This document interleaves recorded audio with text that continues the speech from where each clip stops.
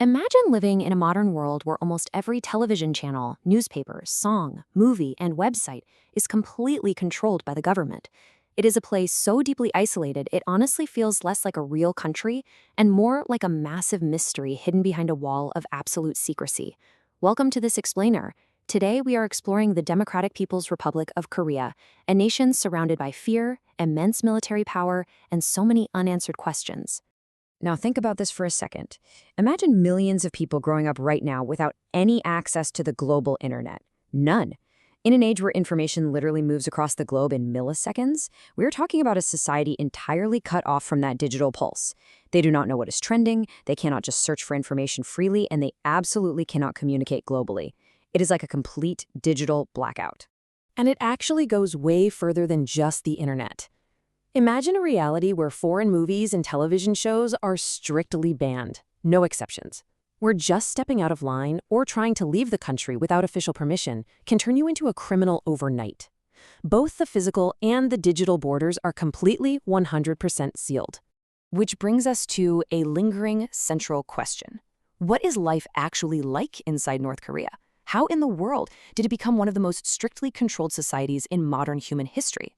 Well, to truly understand the sealed kingdom, we have to look back at the deep historical trauma that built these walls in the first place. Section 1. Origins of the Divide. Right after World War II, the Korean peninsula was split. You had the north, which fell under the influence of the Soviet Union, and the south, which aligned with the United States.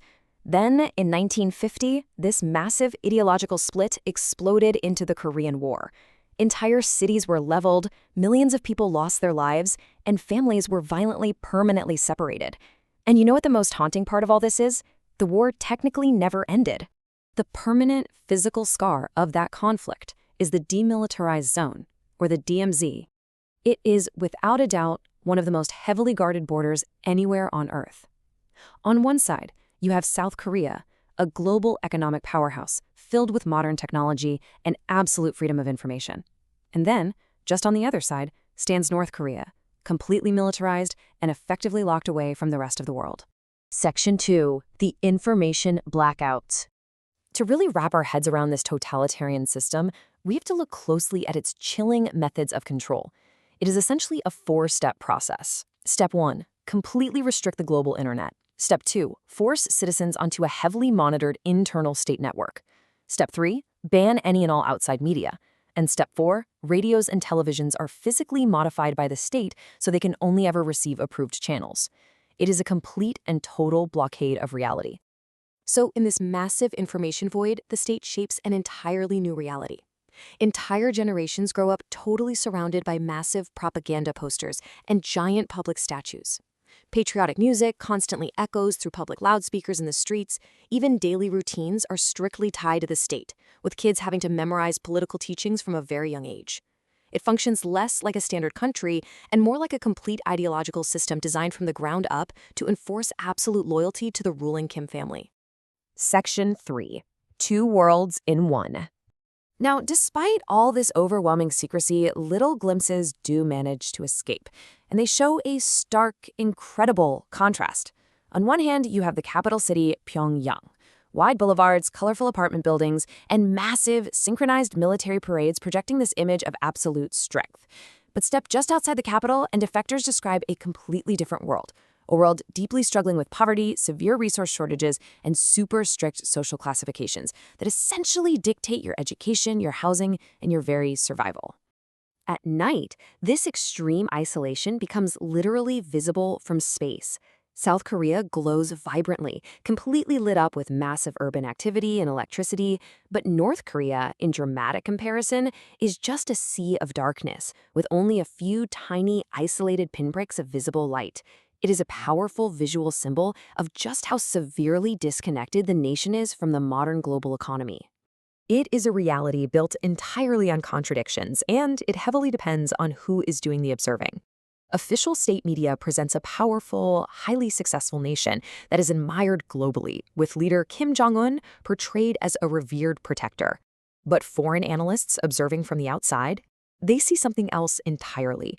They see intense economic struggles, crippling international sanctions, and a deep systemic isolation.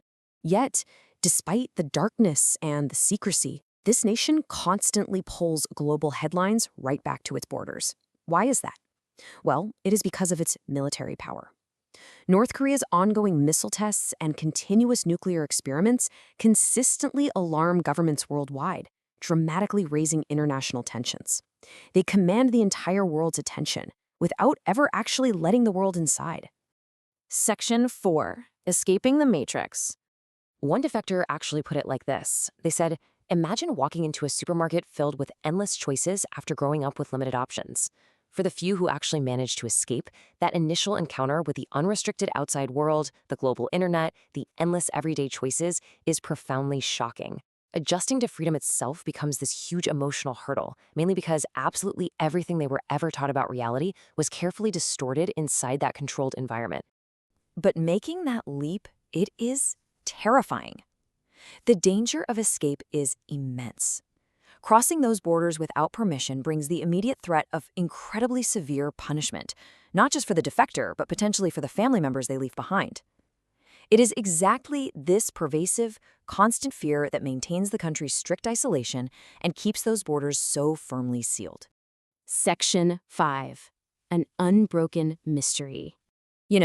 Despite massive international sanctions, deep economic struggles, and relentless global pressure, the North Korean government has somehow maintained this system for decades.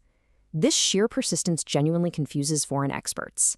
Many predicted the regime's total collapse years ago, yet the country survives. It remains completely frozen in an entirely different era, while the rest of the world rapidly changes all around it. So, what does this all mean? What will North Korea actually look like in the future? Will it slowly begin to open its doors over time? Or will this absolute total isolation continue for decades to come? The truth is, no one knows for sure. But it remained a place separated not just by heavily guarded borders, but by an entirely different version of reality itself. Thank you for watching, and join us next time on This Explainer as we continue to uncover the hidden stories shaping our world.